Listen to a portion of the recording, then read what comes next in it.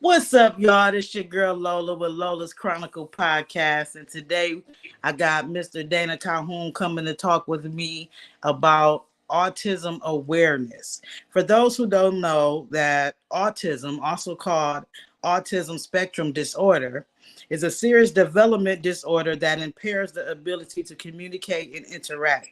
Autism spectrum disorder impacts the nervous system. So I wanted to get on here today and talk to you guys about spreading more awareness about it, to get your questions answered, and also to gain information myself, being that I now have, friends who have children that are autistic and family members, and being better to understand them. Thank you a lot for joining me today, Mr. Calhoun. Oh, it's a pleasure to be here, and thank you so much for having me. And I think it's so important to raise awareness about autism spectrum disorder. There's so many resources out there, and it's just so many signs to look for with children that have autism, and it really affects them as they go into their adulthood. So I'm glad to be here to talk about all of this stuff and give you as much information as I can. So thank you. Yes, because I was reading and it was saying that they have over 200,000 cases per year, with children being born with autism. That's true. It's a lot of children out there that are coming into the world with autism. Um, B.F. Skinner and um, a man named Charles Fester, they really started to study autism, and they wanted to study autism to figure out a way to change the learning environment for children with autism. So the big thing that I want to discuss briefly is that there's four functions of behavior, and the first one is a tangible. And so at an early age, you can figure out exactly what a child with autism, what they're seeking. They're always going to be seeking something. So the first function is a tangible. So they're seeking some type of access. They want access to something, whether it's food or a particular toy or activity. There's also sensory. So a lot of kids with autism, they like to play with water, jello, because it feels good. Some might need headphones because of their hearing. The other one is attention. Uh, there are a lot of children with autism that seek attention, and that could be from peers, that could also be from adults. And then the next one is also escape and avoidance. So you do have kids with autism. If you present an activity, or if you ask them, for example, it's time to clean up, that's when you'll start seeing some of those behaviors. Behaviors, I do want to point this out, is communication. So I just think that as a whole, we can't look at behaviors as a bad thing. They're just trying to communicate things because they communicate things in a different way. So it's on a high to low continuum, and the more research that is done, it's autism is so new, and I think us coming together like this, bringing awareness, just discussing it is a great thing. So thank you again. Yes, because I was reading too. They said there are five major types of autism for those out there tuning in that don't know, Yes. and it says Asperger's syndrome, Rett Mhm. syndrome, childhood dysintegrative disorder, and Kanner syndrome, That's and right. pervasive development disorder. I didn't know it was that many types of autism. It is, and I it is. So there's Asperger's, like you said, Rett syndrome. The Canners is a big one, and there's one that's very similar to autism. It shows a lot of the similar characteristics, the traits.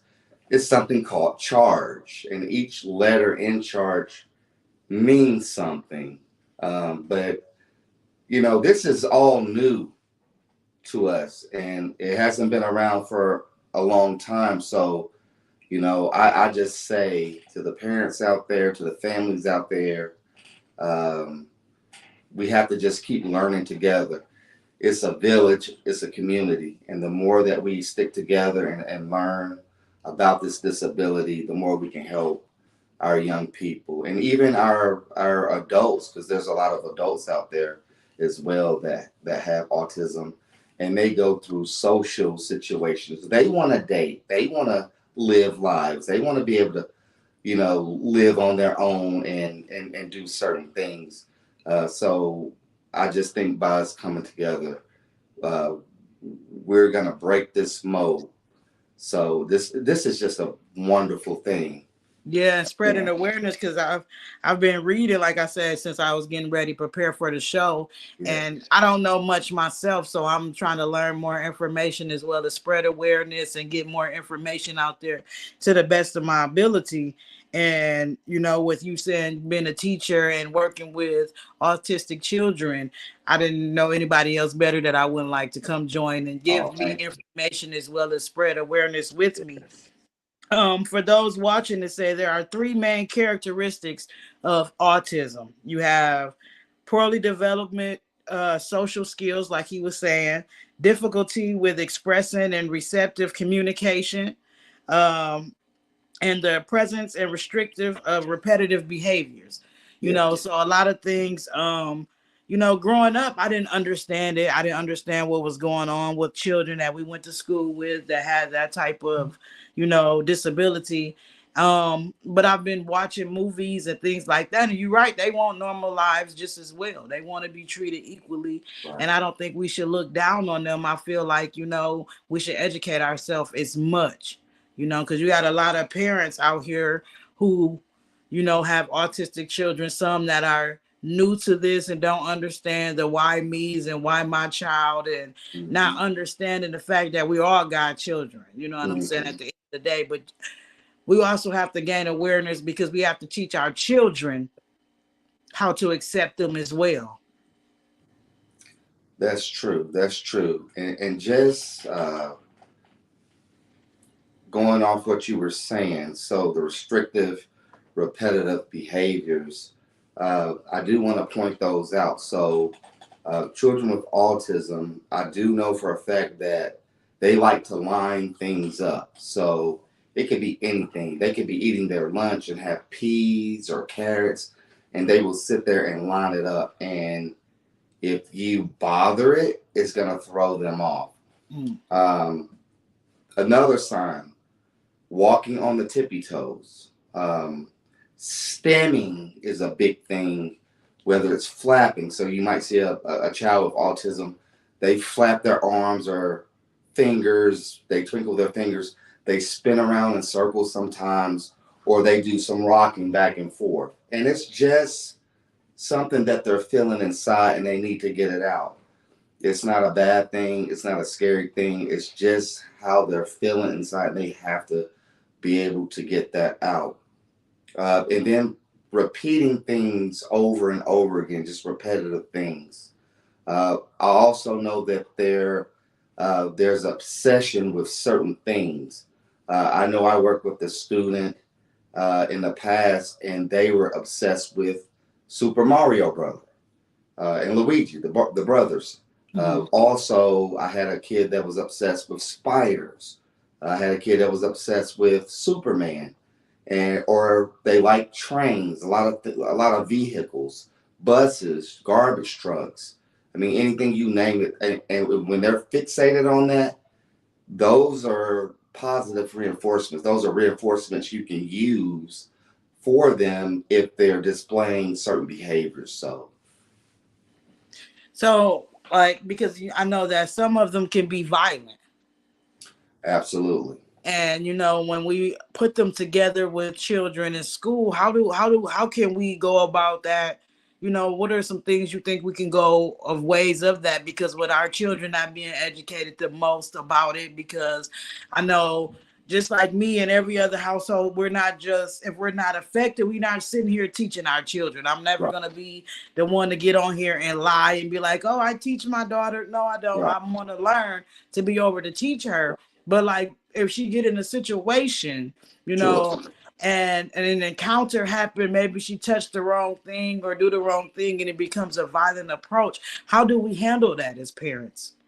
So as a parent, the first thing, a medical diagnosis, but then also evaluation to get an academic diagnosis as well. Those things go hand in hand.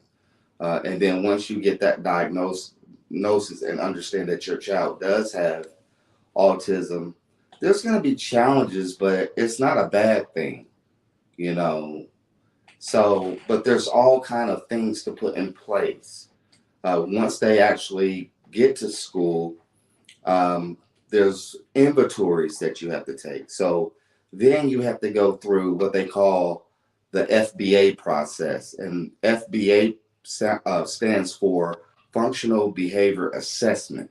So it's a whole team of people that come together in the school system, the school psychologist, the teacher of record, the speech pathologist, the physical therapist if they get PT services, if they need PT services, the occupational therapist for fine motor skills, helping them with that.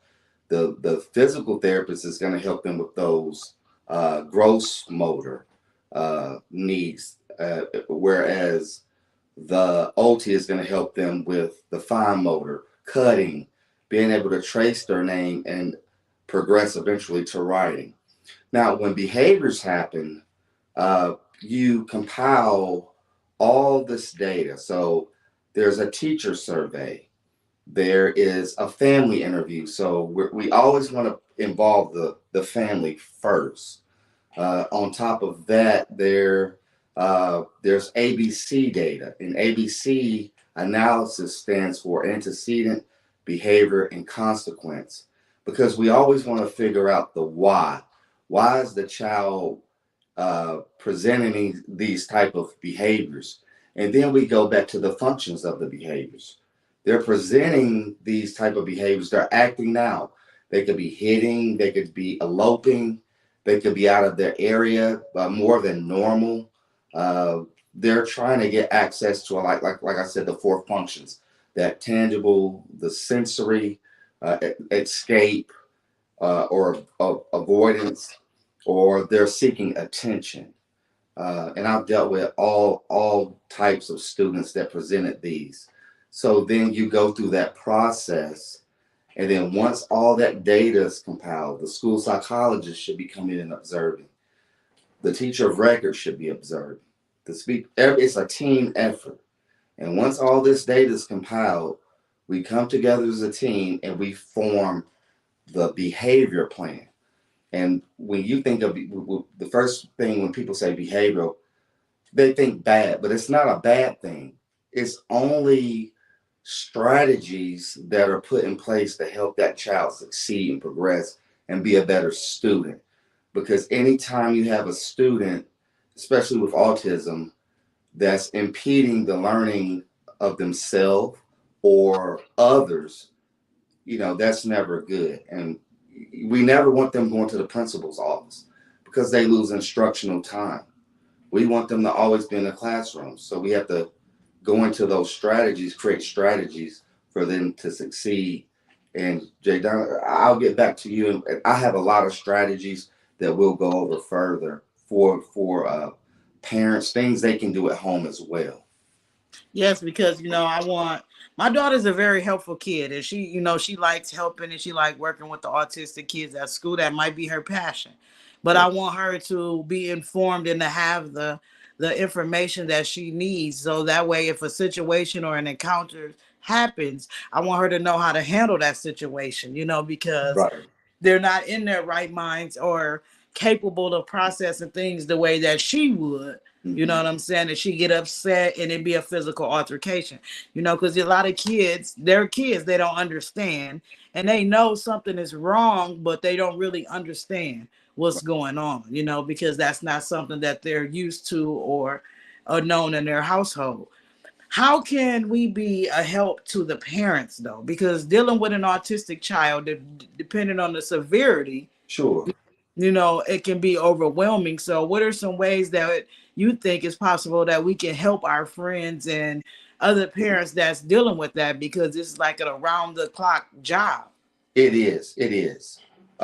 The biggest thing that I would like for families to know out there, children with autism, the biggest thing, they love routine.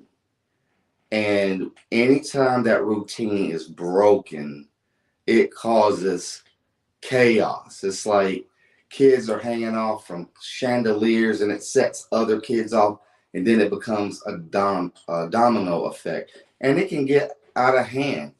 And that's where your classroom management skills have to come into place. But also, parents at home, you can create that structure too. So there's a thing called structured teaching.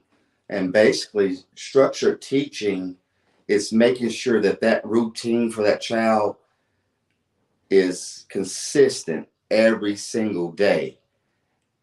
And if you can eliminate change, try to keep things the same. And no change is just not good for them. I will say that. But they need a heads up. And so that's when it comes into creating visual schedules. And visual schedules are things set for each increment of the school day. And they normally involve pictures. And all you do is put Velcro on the back and stick it to that schedule where they can see exactly what's going to happen at every increment of the day. We come in, we arrive, we put our backpack up. Then we sit down and we eat breakfast. There's a picture for them to put their breakfast. And you can take a picture of them and have them eating breakfast so they can see themselves eating breakfast. Then we're going to have circle time in the morning. Then we're going to get up and we're going to do a movement break. Then we're going to do reading. Then we're going to do another movement break because they need those sensory breaks built into the middle of that schedule. Then we're going to do social skills. So I think that's the biggest thing is just creating that routine, trying to keep it consistent. If there's going to be a fire drill, there needs to be a social story on hand explaining to them what a fire drill is, what it consists of. It's going to be loud sounds. If there's two kids in a classroom that have autism, they might need earphones or a headset to cover up the loud noises because the first thing you'll see, they'll do this. And so, all those things have to be taken into account, and that's going to really cut down on those behaviors. Yeah, but what I was meaning, like, how do we be there for the parents though, that has to deal with it on an everyday basis? What are some things that we can do to be supportive of the parents? Right. So, like we were talking about those schedules, those visual schedules, we can create those visual schedules. The teachers are allowed to make those visual schedules and send those visual schedules home. If the parents need help with those schedules, the same thing that's happening at school, the parents can follow at home. So they need that. They need reinforcements at home. When a child with autism is at home and they're displaying certain behaviors, we have to use those same strategies. And that's why I say we have to be on the same page at school and at home. So also, fidget tools are good to use. Um, there's also all kind of resources out there. There's ABA therapy. There's all kind of resources over the summer that parents can use where they can have one-on-one attention with what they call RBTs, therapists that can actually work one-on-one with the kid, um, in an environment that is really going to help them. There's a lot of discrete child training.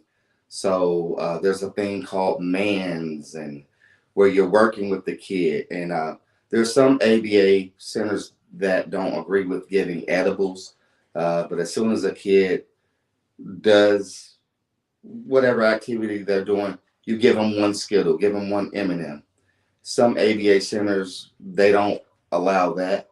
But those are things that, instead of going to summer school, those are some options also. Um, but yeah, it But just like says, as far as okay, like say for example, me sure. and a friend of mine have an autistic child. How can I be a support to the parent, with the situation, dealing with her or him having an autistic child? What are ways that us on the outside can do to help the parent? Because I know that can be overwhelming. Right, right. So to help the parent, it's just, you know, really showing them whatever's happening at school, everything has to be transferred to the home. I just had a parent that asked a similar question, like, what can we do with such and such at home?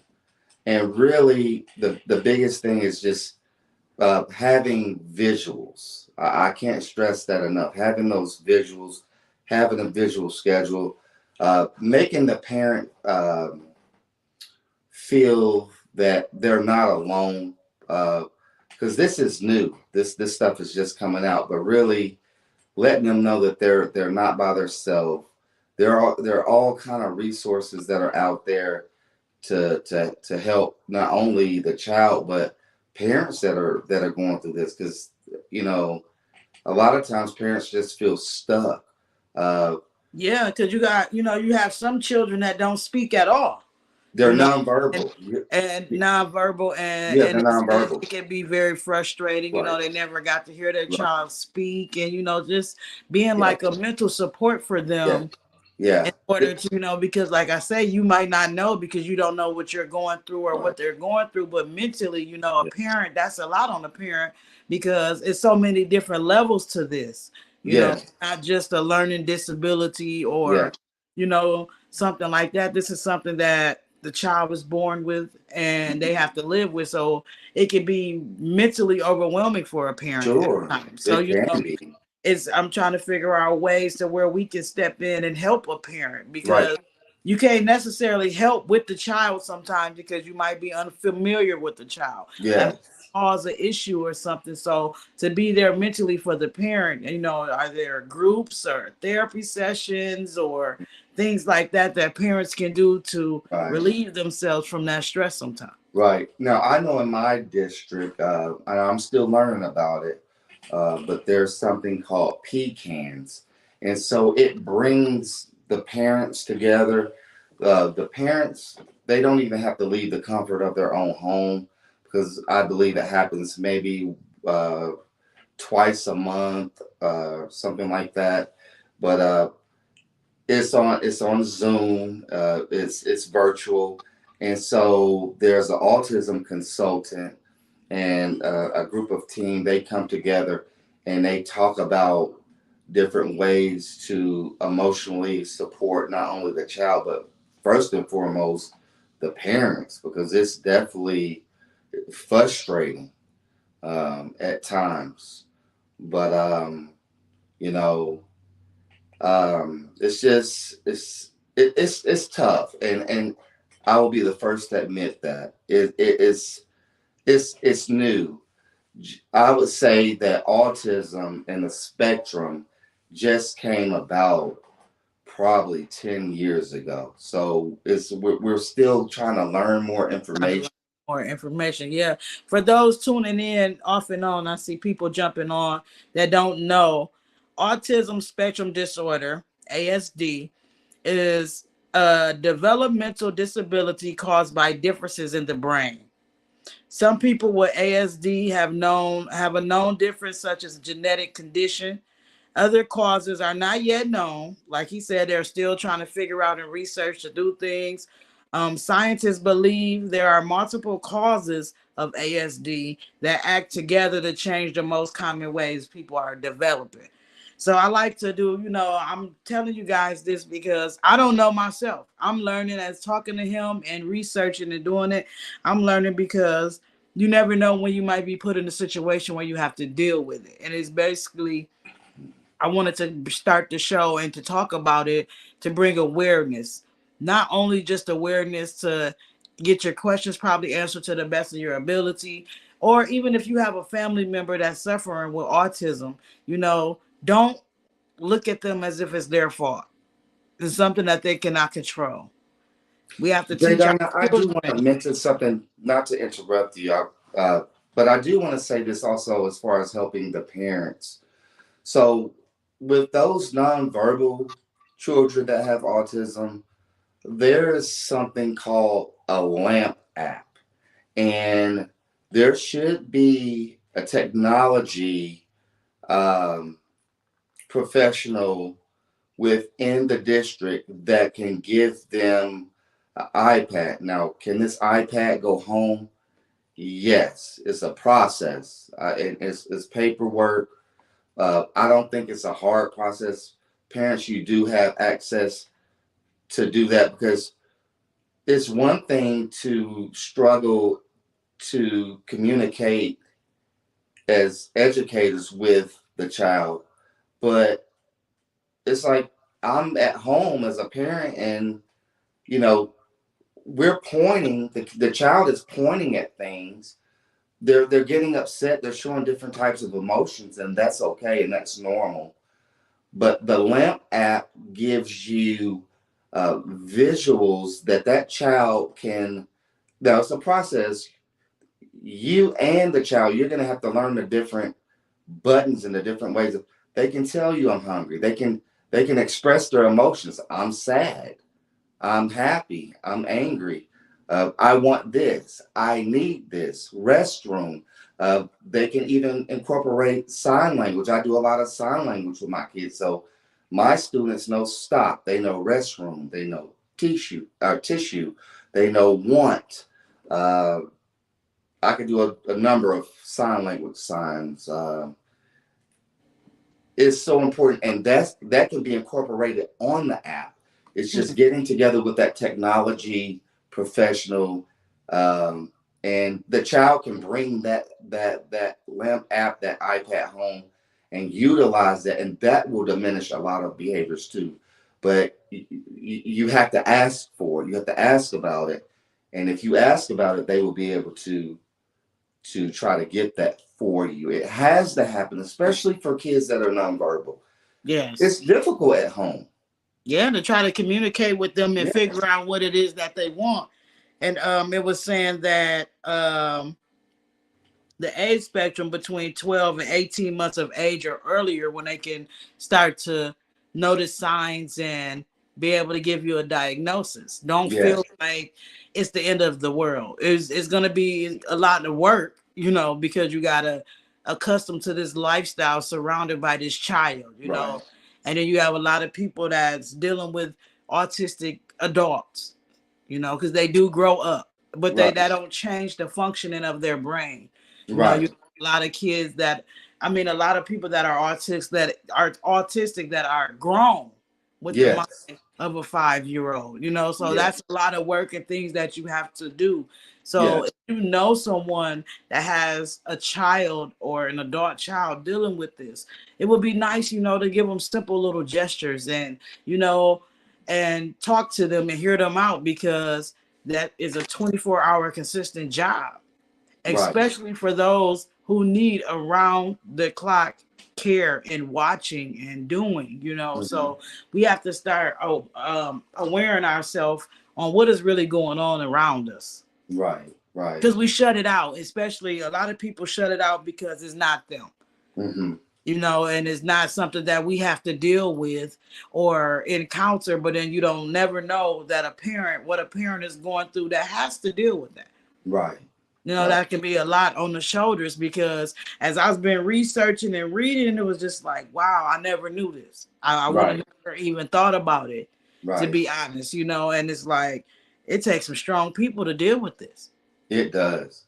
And it's so huge to make sure that that child, even in the home environment, that there's opportunities to build relationships with people and keep those relationships consistent. So, maybe they love their granny. So just making sure that they are in constant contact, physical contact, interactions with their granny. Maybe there's an uncle, but making sure that that's consistent. Also, that plays a big role because if someone new comes into that child's environment, the behaviors can happen that way too. Hmm. So spending time with Grant every weekend, uh, uh, going with Uncle Joe to get ice cream, building that rapport, just making sure that it's consistent and that child has that. Nothing's unpredictable. Right. Everything just has to be routine, and if something's gonna change, just at home, parents just let them know, show them visuals. Look, this weekend things are gonna change. Mommy or daddy or auntie or somebody, we're gonna be out of town this weekend, but you're gonna be with granny this weekend, and you're gonna do this, and having those pictures, having those visuals, because that's the biggest thing that I've learned with autism. When that routine is thrown off, that's when you start to see those behaviors. You So also got to have patience too. a lot of patience. Okay, so as the Asperger's syndrome, this Sure, person can be smart, sure, yes. and it's saying the middle end of autism spectrum, a person with Asperger's may be very intelligent and able to handle their daily life. They may be really focused on topics that interest them and discuss them nonstop. So if it's that, why would they consider it being autism? Um, and they're still studying this thing, and I think it has a lot to do with what they call regulation. Autism, kids with autism present a lot of different types of various behaviors. And again, behavior is communication. Mm-hmm. I want people to know when I say behavior, it's not a bad thing. And it's under three levels. So, three functional levers or levels. So, the first level is mild, and it requires mild support. Um, and then you have ASD on level two, which requires substantial support. And then number three, obviously, is severe. Um, Mm. but regulation is huge. Once that child is regulated, it's easier to work with that child. If that child's not regulated, then that's when you're going to see those behaviors.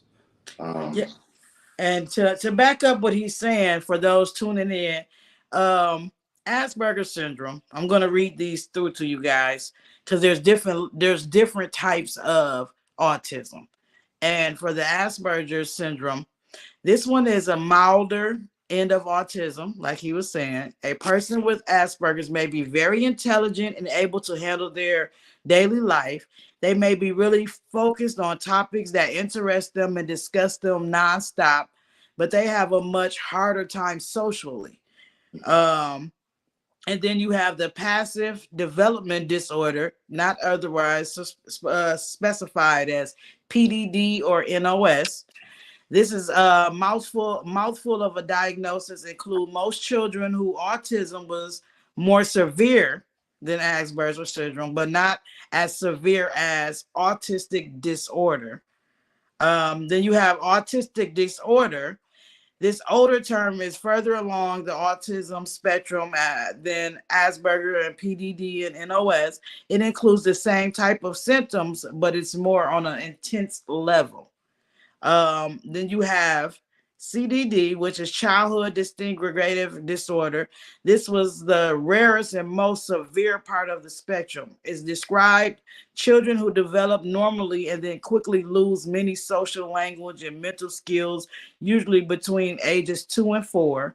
Often these children also develop a seizure disorder. So it's not just, oh, it's just one. It's just not as many, it's many different ones as I just named off, in case you're wondering, or if you're trying to figure out if your child has autism or is autistic. You need to research and do that and figure it out.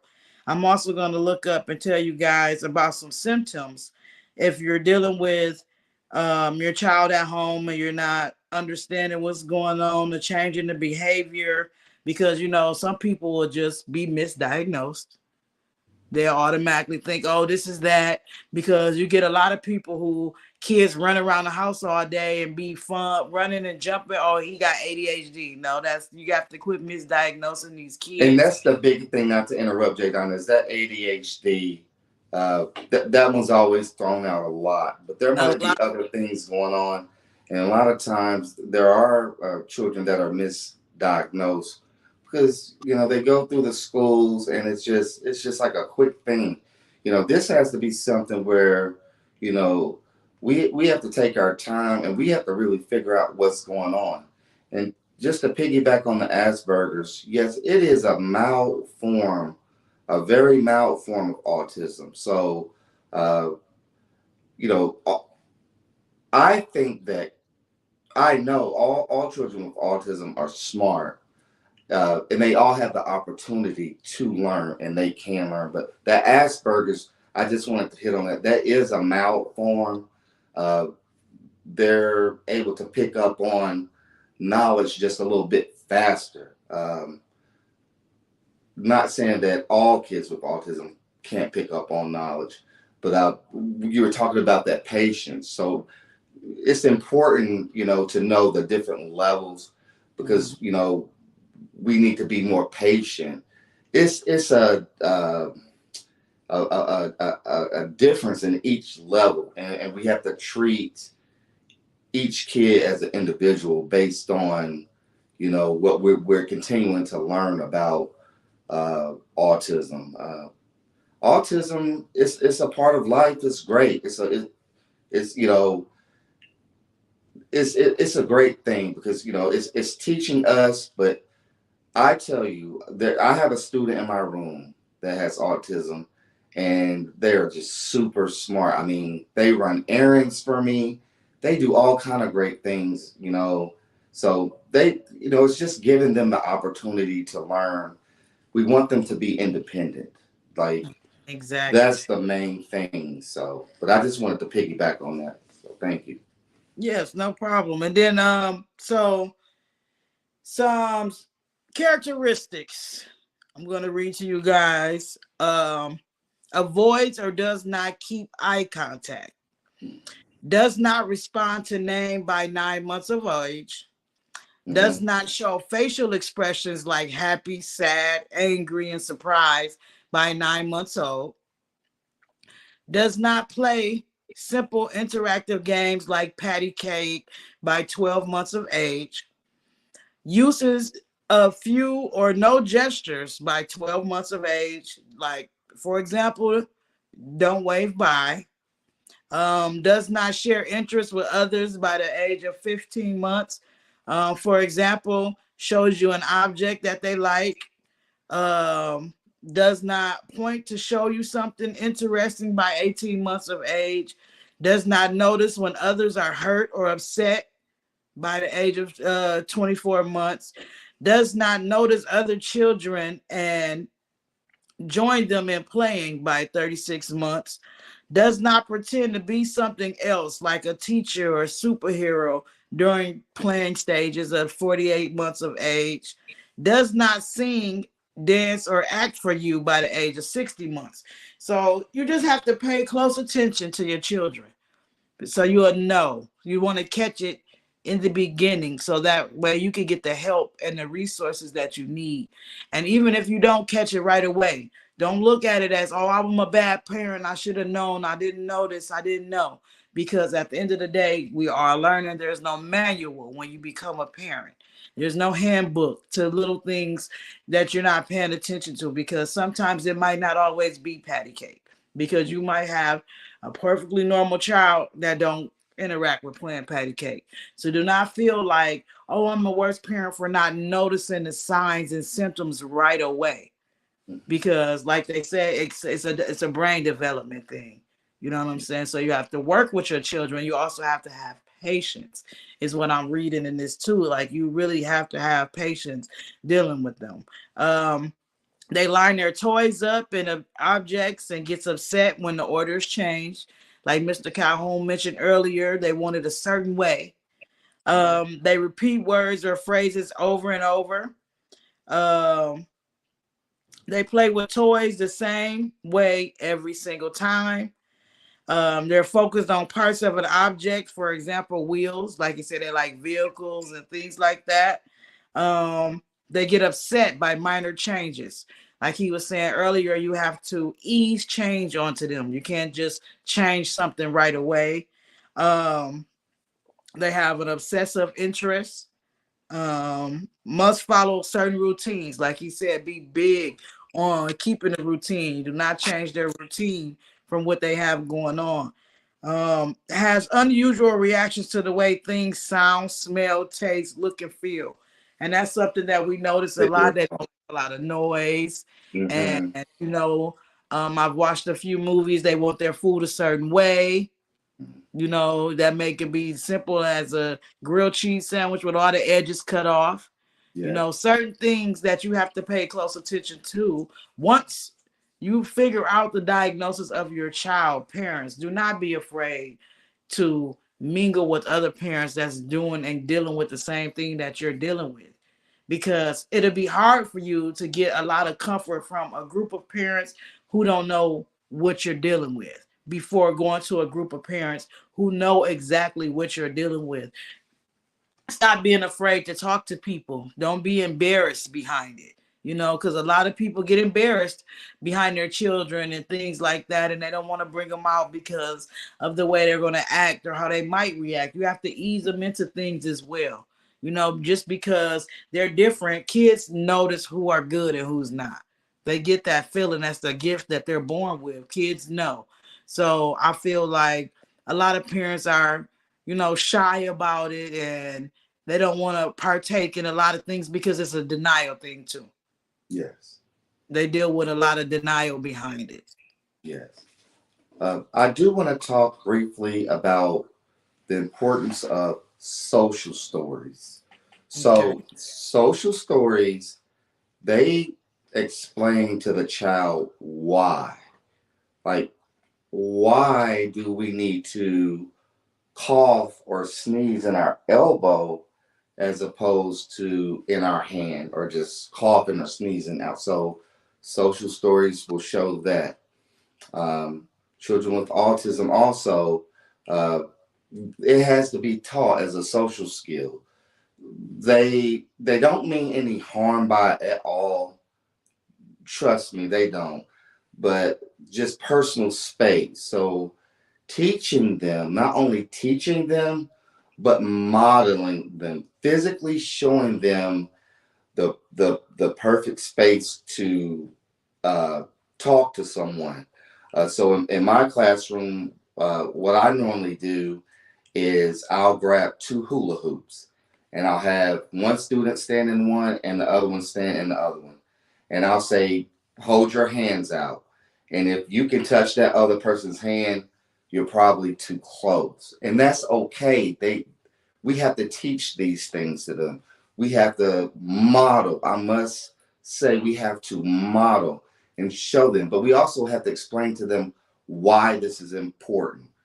This might make someone feel uncomfortable. We don't want to run our friends away. We don't want our friends to be afraid. We want to be able to play with our friends, eat with our friends, enjoy things with our friends. But if we get too close, into someone's personal bubble, as we call it, Hmm. this gets scare them. And so you show videos on it, you model it, you read social stories.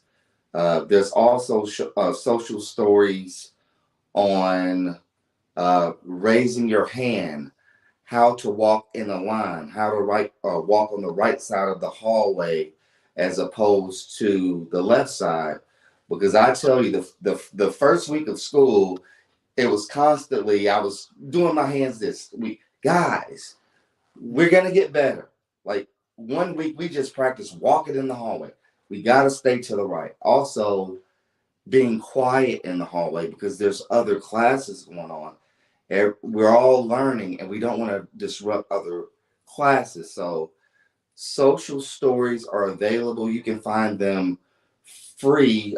If you go to Teachers Pay Teachers, uh, you don't have to be a teacher to use it.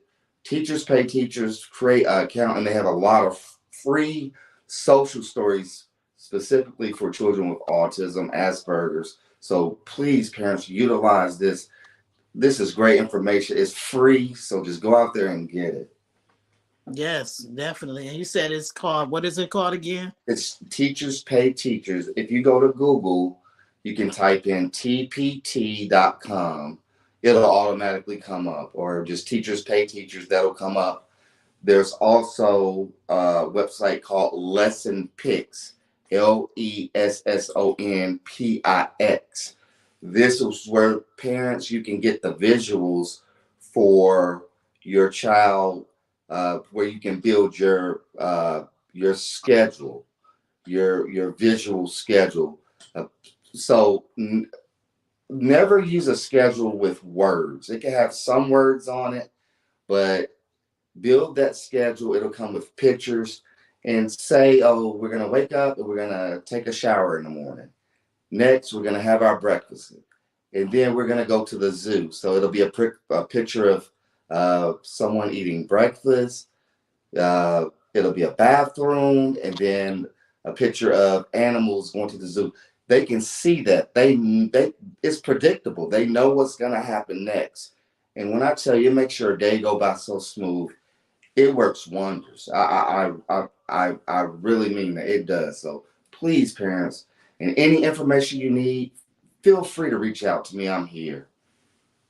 Yes, because a lot of parents, they don't know where to turn sometimes, and it's not always informative. Well, I can't say that because it is informative when you read and do research, but it's, you have visual learners, and Yes. then some people just can't take the information off the page. That Right. talking to someone and understanding it more, is something that we do need to spread more awareness and let more people know that we're here. Yeah. Yeah. Just because you never know who might take the time to do the research to understand how to help you, Right. because so many people, like I say, they're ashamed or they're still in denial, not me, not my child type situation. Mhm. But this is something that you have to understand more of and accept, period. And I want to accept more awareness about it so I can teach my daughter and my nieces and nephews not to point at them when you see them out at school, or don't be mean to them because they can't keep up and do what you're doing, but still Right. be, and you don't have to be their best friend, but and if you develop a best friend relationship with them, you know how to handle and how to communicate with them, Mhm. because I never know. I might have to babysit one day, Mhm. and want to figure out, okay, I don't want to make the wrong decision, or I want to be able to have some type of knowledge to what it is and what's going on. Right. And Jay Donnie, you were so great. You had just mentioned something, and you were talking about the visual learners. And most children with autism, they are visual learners, but you do have some, they have multiple ways that they learn. So you have kinesthetic learners, you have auditory learners. Sometimes you just have tactile learners. They learn best when they feel something. So instead of teaching a child their alphabet with a worksheet or giving them a video, I have a activity project, a task box. activity where there's sand inside of it, and there's tweezers, like giant tweezers. They can feel the tweezers, and they can put their hand in it and feel around, and they can go out, and I'll say, "Oh, little Johnny, go in and grab the letter B." Okay, he'll take it out. Go in and grab the letter R. What does R stand for? Rabbit. Go in and grab a tiger, a toy tiger, or a T, and then I'll have a little toy tiger in there with it, and you would be amazed at how it all comes together, how it connects. That's how they learn, feeling around in that sand, that sensory. It calms them, and when it calms them, the learning process is so much easier. So, And that's coming from a teacher that teaches autistic children, because you have to learn different ways and methods of teaching them, so it's like it's crazy because like I said, I had never thought about researching it. And I'm like, this would be a good topic because I was having a conversation with my daughters, them, and they had some questions, and I'm like, well, no, I was letting them know that just because they're different don't mean that they're not important, just as important as so I wanted to talk about this more because I've been seeing a lot more parents are getting, a lot more cases are growing, a lot more parents are trying to become aware, a lot more parents are having children that are autistic, and it's like, okay, I have, say for example, she has 4 kids, and then her last child is autistic. That's something totally different in their household that everybody has to get accustomed to, so it's more so it's a learning thing for me too. right, right. Oh yeah, and she said there's so many inexpensive items you can find at Dollar Tree, definitely, that Yeah, you can create visual boards for them. Now, yeah. does this help well with nonverbal? It Because does. some of them are nonverbal and can become verbal. Is it the repetitive learning? Like what is that? Yes. So, um, it's funny that you say that, but it's great, and it's so great that we're having this discussion. So, repetitive learning is so key. Keeping things the same based on those auditory, kinesthetic, um, visual learning skills, just however they learn best, but keeping things repetitive. I'll be honest. I went to the dollar store, and all this stuff you see up here for Halloween is from the Dollar Tree, and I love it. It's beautiful. So it's also so many things you can get at the Dollar Tree. They even have a teacher section at the Dollar Tree. I go there all the time to get my stuff. It's just all kind of things. Alphabet flashcards, all kind of things, but things for children with autism too. They have beads, they have rocks that kids can take their hand and fill around in water. Just so many different things you can find at the Dollar Tree from a sensory standpoint. But I do want to say repetition, structured teaching, keeping things the same and predictable, and then also, once you go through the FBA process and you do create the behavior plan, which all kids with autism, they don't have to have a behavior plan. It's just if they're displaying these behaviors. It's just something to put in place. So the first thing I want to discuss is the first next strategy. And basically it's a card that you can get, and you put Velcro on it, and it's just first, we're going to do what's most important. So if you're at school, first we're going to do math, and then we're going to go for a walk in the hallway. That's a sensory break. Or first, we're going to do social skills. Or first, we're going to eat breakfast. Next, we're going to clean up. So you have those uh, picture cards I was talking about with Velcro. You stick it on there first, eat breakfast, next clean up, and then you move on. So that's one great strategy. And then also it's called I'm working for token economy, and you have a Velcro part on there where it has what they're working for, and it's based on an inventory. And parents, Teachers need this, but also it's important to really find out what your child's interests are. Mm. So if little Johnny loves toy trains, Thomas the Train, he wants to watch a Thomas the Train video or play with a train. You put it on that spot, and then you have three or four spots where you put little tokens on. So he did something good. So praise him. Give him the pat. Oh, you did such a good job. Give him a high five. Give him a token. Let him put it on there. Once he gets 4 tokens, he gets that Thomas the Train video or toy. So that's called the I'm working for strategy. Also, choice boards. Boards are so important because still they're able to utilize that visual.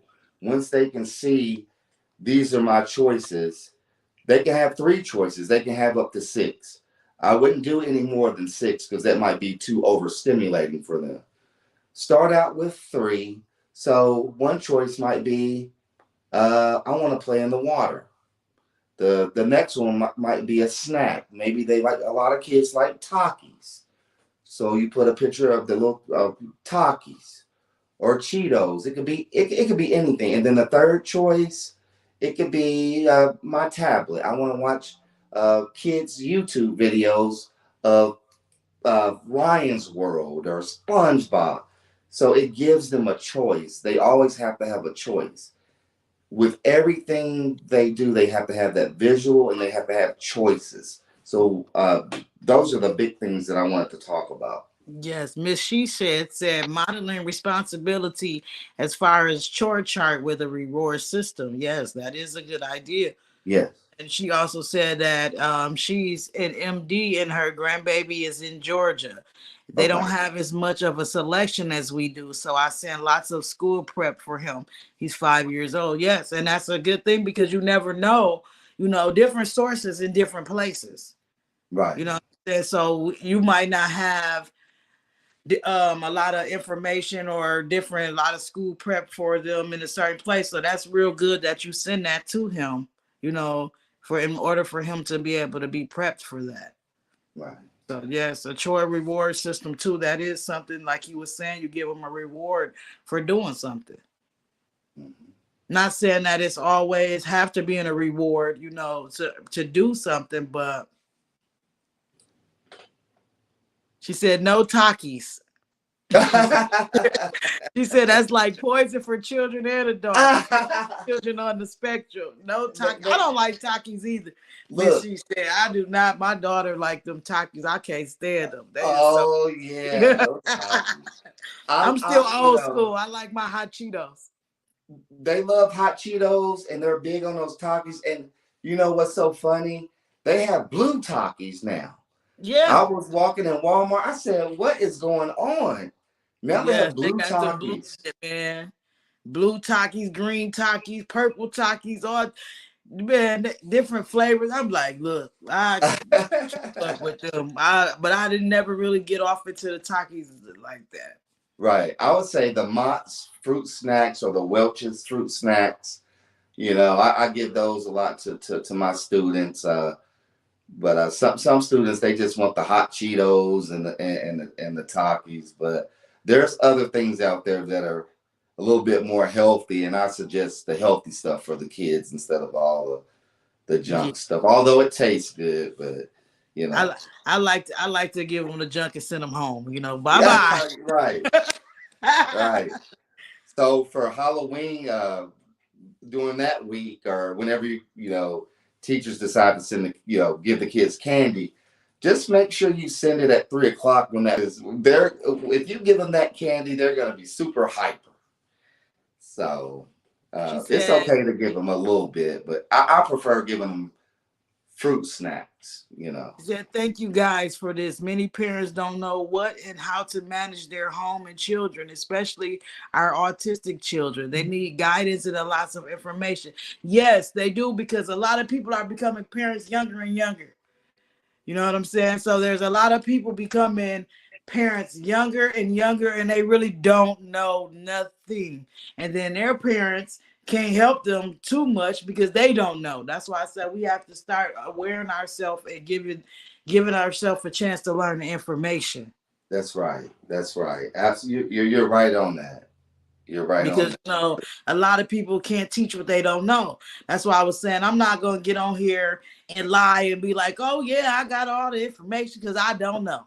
You know what I'm Right. saying? So it's certain things that I don't know, and I've learned today here having this conversation and just reading up the last few couple of days. I'm on the outside looking in. I Yeah. have a friend and he has a little boy who's autistic, and I want to learn as much as possible because this is one of my real close friends. So I'm going to be around his child, and I want to be able to love. I'm not saying I can't love him, but I want to love him properly, the right way that accustomed to him. Mm-hmm. Mm-hmm. Mm-hmm. And then it's so many, like I said, there's so many teenage parents, they don't know no Mm-hmm. better. And they don't, so, and it's a lot of them that begins to develop that resentment and that self-guilt on themselves and things like that. So it's just a more of letting them know you're not by yourself. Whether I'm in a You're not. situation or not, I would love to give you information about it or point you in a direction where we can get more information.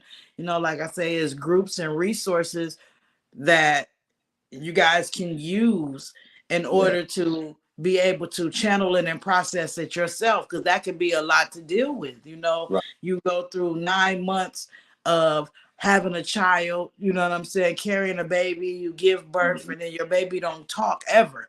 You know what I'm saying? That's a lot mentally for the parent to not be able to Right. hear mom or dad, and be able to verbally tell you what they want and things like that. So you're not by yourself, because it's a lot of parents out here, and it's a lot of people developing more and more techniques and ways to help you. And like he said, he's giving you examples of things that you can do with your child in order for them to be able to grasp on the information you are trying to process with them.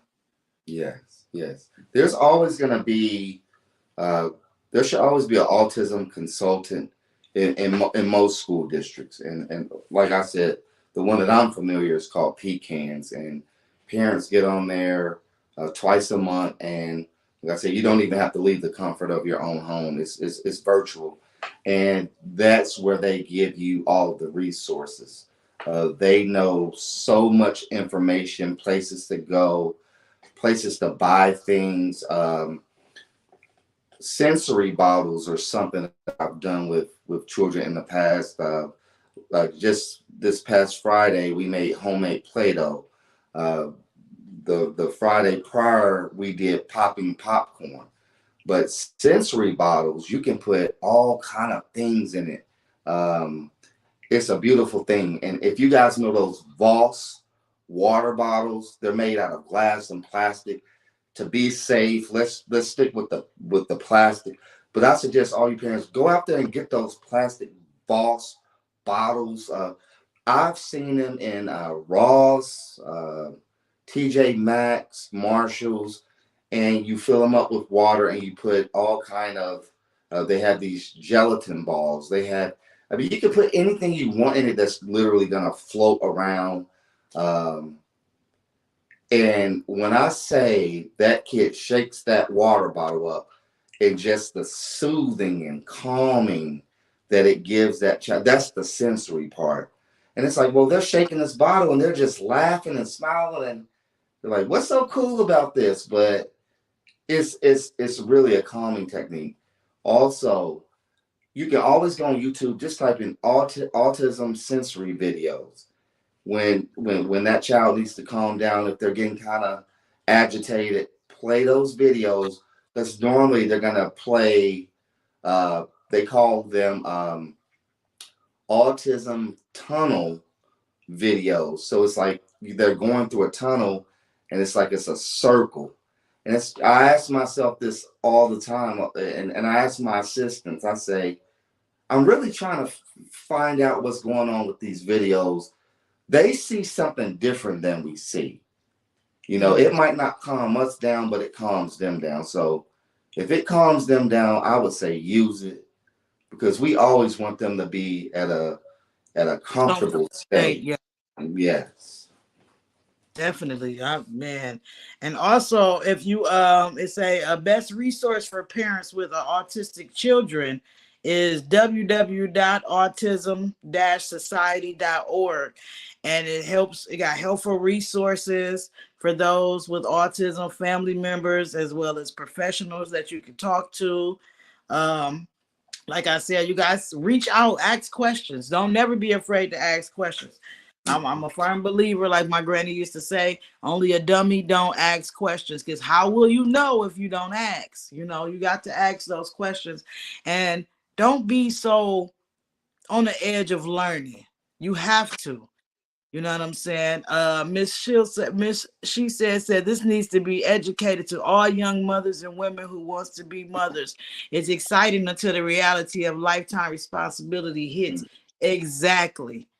You know, everybody wants to have kids and bring children into this world, but it may not be exactly the way that you want to bring that child into this world. You have to be ready and willing as parents to accept what God gives you. You know what I'm saying? And when He gives you something, you have to learn how to take care of it, love it. And you want to make sure that you educate yourself to the best of your ability, excuse me, on what needs to be done. That's just like any mother and father. When we become parents and we're ready, we have no choice but to accept that responsibility when you choose to accept your responsibility, because everybody has a choice. But when you choose to accept that responsibility and become parents, there is no handbook, there's no rule book, there's not enough books on the shelves that you can go get and it's going to teach you how to be a parent. You learn how to become a parent accustomed to your children and the bond and the relationship that you guys carry. So if so happen you have a baby and your baby end up being diagnosed as autistic, you need to right then and there, that's when you ask God for the strength for you and for your mind to develop what's going on. And then you have to research and reach out to other parents. You know what I'm saying? Partake in these groups and take accountability for what's going on around you.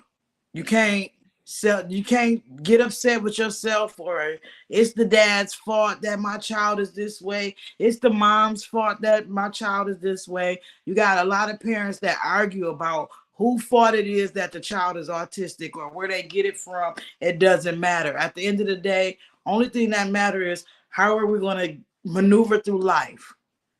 You know, I've been watching I follow this lady on Instagram, and her daughter is autistic and she's 25. You know, her age is 25, but her mind frame is not. And her being autistic, there's a lot of things that she's not going to be able to do, but it's a lot of things that she's being able to do because her parents are being patient with her. They're taking the time to research, and they're taking the time to get to learn, to get to know and learn her. They've done it because she's 25, you know. And like I said, I don't know personally how it is to experience that, but I see, I observe, I have two eyes, you know. So when I'm out and I see them at the mall or at my daughter's school or any type of function, you know what I'm saying? And I teach kids, like when I see kids, don't do the pointing fingers and laughing at them. You have to teach your children, you know, to accept them because they are one of us at the end of the day. Yes, Jadon, I do want to parents, if you haven't seen this movie, um, go out and watch the movie Wonder. It's about a kid that is different. His face looks different, but he has a wonderful, beautiful heart. I, it's just a great movie for parents to watch. It's resourceful. I wouldn't tell you to watch it if it wasn't good. It just had me jerked up, a little bit, and I'm not afraid to admit that. It's just a touching movie. It's called Wonder. If you haven't Wonder. I'm seen gonna have it, to watch that. Yes, because yes, please I'm watch definitely it. gonna have to watch that because I watched the movie with what is her name? She played she I want to say she was autistic. She played in the it was based on a true story, but she won the Special Olympics. Okay. Okay. Yeah. And Oh my Yeah. God, the movie was just like me and my daughter was watching. I had never seen. I cannot think of her name right now, Yeah.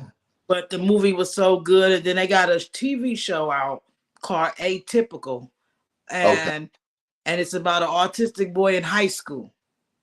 Mm. And it's very good. It's a series, and that's what really caught my attention about it is watching that, and it was just like wow, you know what I'm saying? Like, And then don't forget about the good doctor. This doctor has autism, and he became a doctor. He's one of the best doctors in the United States.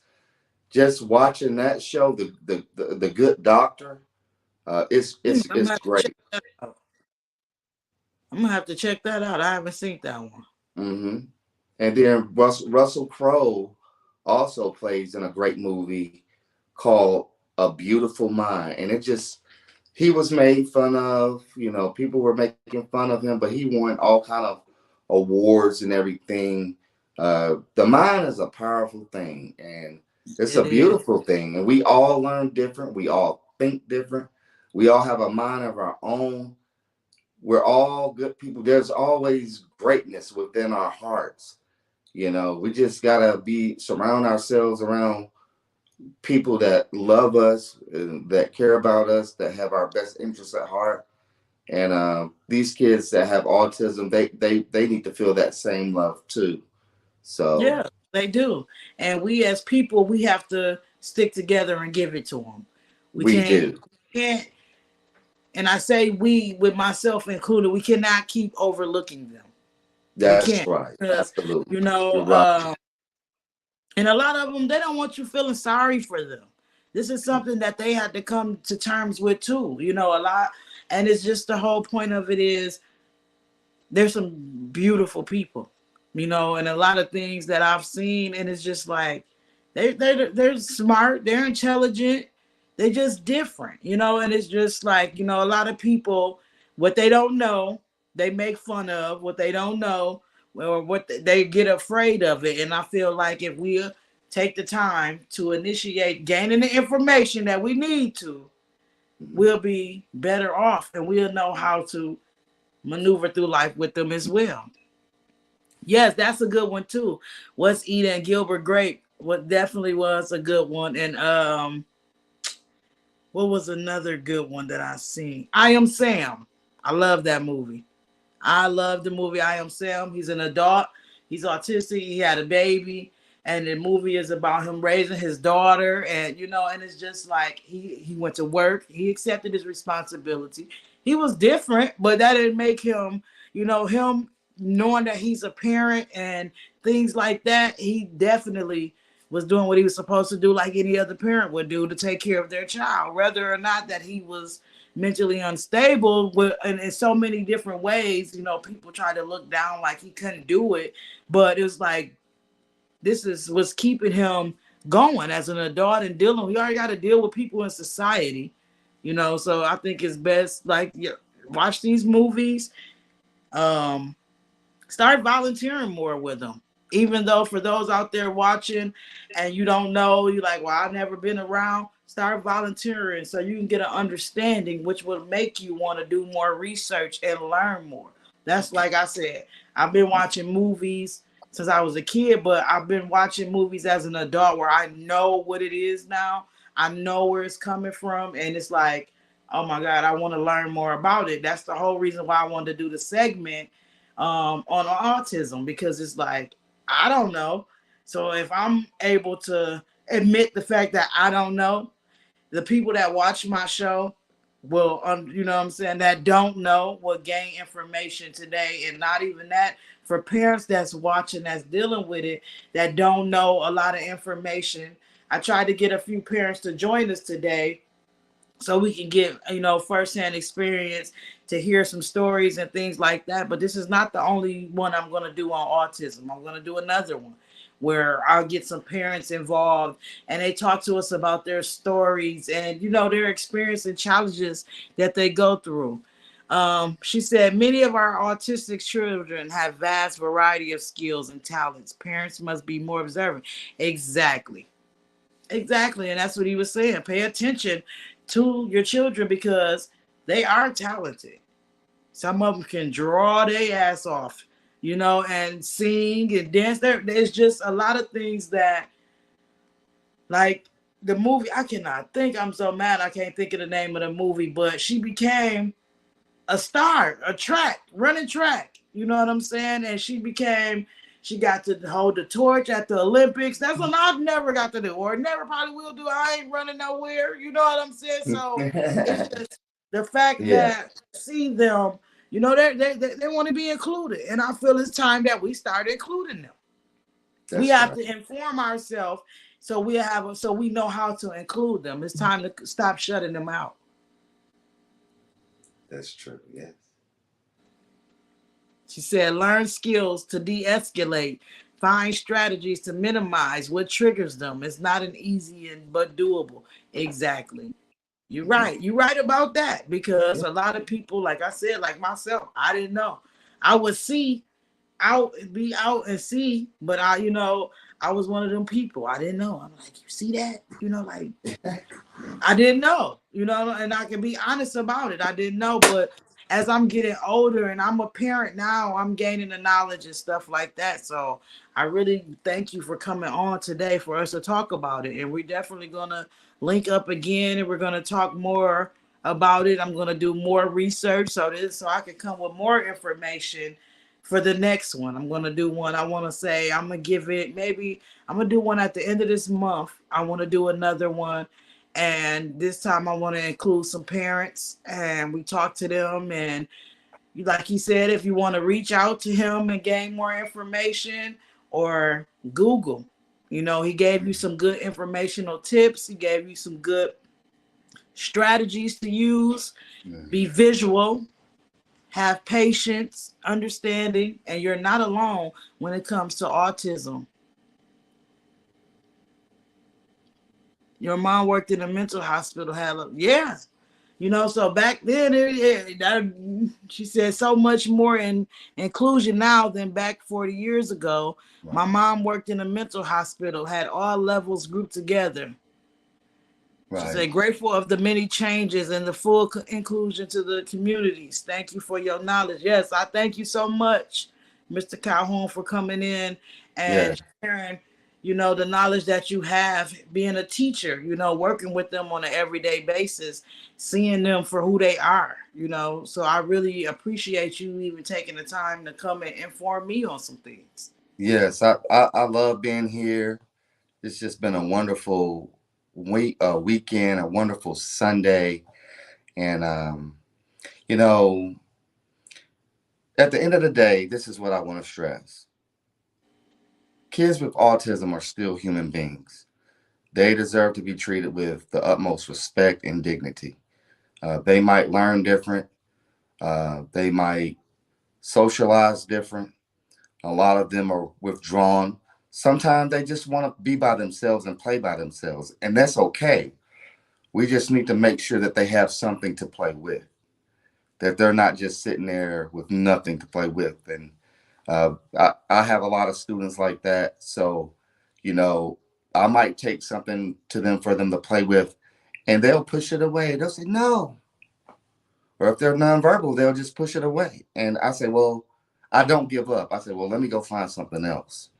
They might not like what you give them at that time. So, we're, they deserve that same love and respect. I think it just takes for us to all come together. It takes a village to raise a child. We all have to come together and figure this thing out. I care. I know there's other people out there that care. And if we just stick together, mark my word, we're going to learn more about autism. Uh, Jadonna, thank you for the awareness. Just this show, just everything. I mean, you don't know what this means to me because I truly care. I want to help. I want to do whatever I can. And parents, you're not alone. I can't stress that enough. You're not alone, and we're in this together, and we're gonna fight through this together to the end, because it's so important. So, thank you for having me again. Yes, God thank you bless so much. everybody. Thank you, everybody that tuned in. Yes. Mrs. She said, thank you so much for your input and also your feedback. And thank you so much for sharing. I hope you subscribe to my channel, you guys. Sure. Thank you so much for today's topic, autism awareness. Like I said, we're going to be doing this again. I'm going to get my research on, and I want to get a few parents together so we can come together as a group and give them a chance to release and have an outlet to talk about it. You can contact me at lolaschronicles@gmail.com if you are interested in joining that segment. Also, you can find Mr. Calhoun on Facebook, Author Dana Calhoun. That way, if you want to gain more information and knowledge or want to know any more strategies, he can give it to you. Make sure you guys do your research. Please do your research. Do not be afraid to ask questions and reach out. And like he said, you are not alone. I care. Lola's Chronicles care. And I appreciate y'all for tuning in. Catch y'all next time. We out. All right. Thank you.